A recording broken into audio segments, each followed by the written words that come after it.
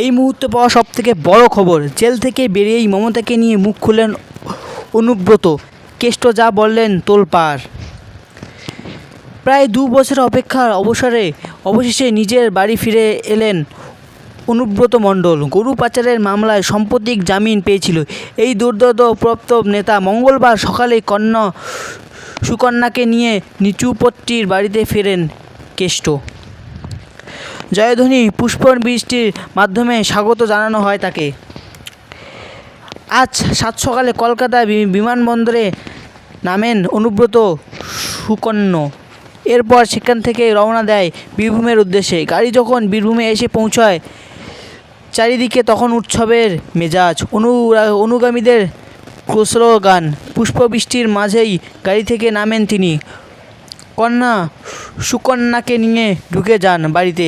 এরপর সেখানে দাঁড়িয়ে সংবাদ মাধ্যমের মুখোমুখি হন তৃণমূল টিএমসির নেতা শারদিয়ার শুভেচ্ছা জানান। পাশাপাশি এদিকে দলীয় নেতা মমতা বন্দ্যোপাধ্যায় প্রতি নিজের ভালোবাসা জাহির করে কেষ্ট।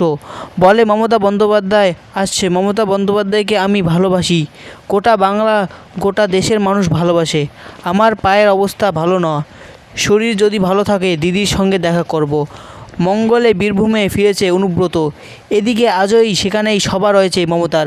কেষ্টগড়ে একটি প্রশাসনিক সভা করার কথা আছে মুখ্যমন্ত্রীর।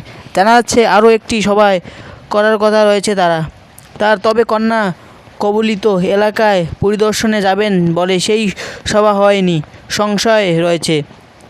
তার মধ্যে কি আজ অনুব্রতর সঙ্গে দেখা করবে মমতা? আপাতত সেই জল্পনা তুঙ্গে।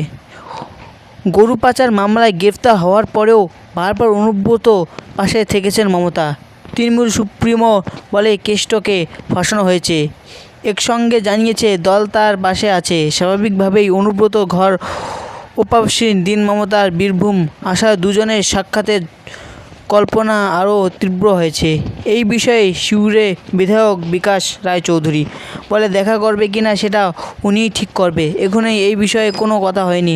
তবে মুখ্যমন্ত্রী এখনও এখানে আছেন, তখন দেখা হতে পারে। শেষ অবধি মমতাকে কেষ্ট সাক্ষাৎ হয় কিনা তা জানেন। এখন কিছু সময় অপেক্ষা করতে হবে সকলকে।